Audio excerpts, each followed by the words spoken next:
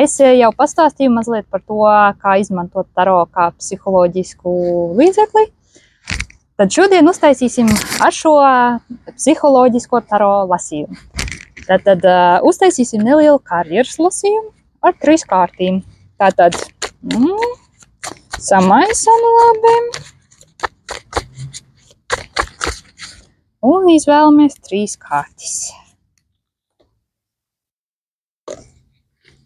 Tātad, parasti, ja gribas veikt lasījumu karjerā, tad tur ir kaut kāds jautājums, vai vajag kaut ko mainīt, vai ir kaut kāda problēmiņa. Tātad, pirmā kārtas mums ir Knight of Cups, tas ir kausiņu bruņinieks.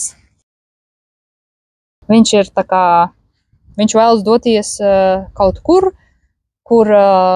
viņa emocijas tiek piepildītas, kur ir prieks būt. Tātad pēc šīs kārtas varētu teikt, ka jā, ir kaut kāda nepieciešamība vairāk atklāt vietu, kur tu justos emocionāli piepildītāks karjerā. Tad paskaties, pavēro šo kārti, ko šī kārtas un tas, ko es pateicu par šo kārti, liek tev domāt vai just. Ja tev arī vajag vairāk laika, tad droši var nopauzēt video, bet mēs dosimies tālāk pie nākošās kārtas.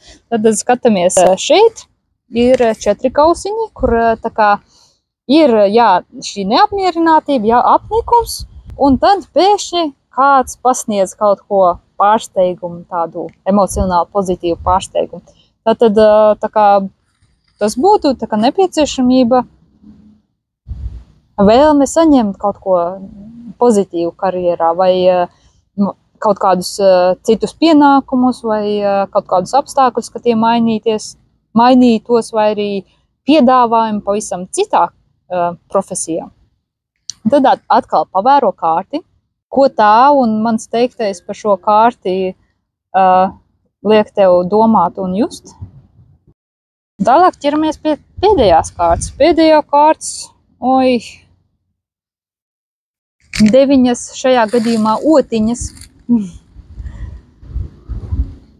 Šeit var redzēt, ka lapsiņa ir nogurusi no cīņas. Visu laiku ir jācīnās, jāstrādā daudz. Lapsiņa ir pārstrādājusies un piekususi. Var sakot, šī kārtas teiktu, ka jā, tā problēma ir tā, ka ir visu laiku jāpārstrādājās, jācīnās karjerā.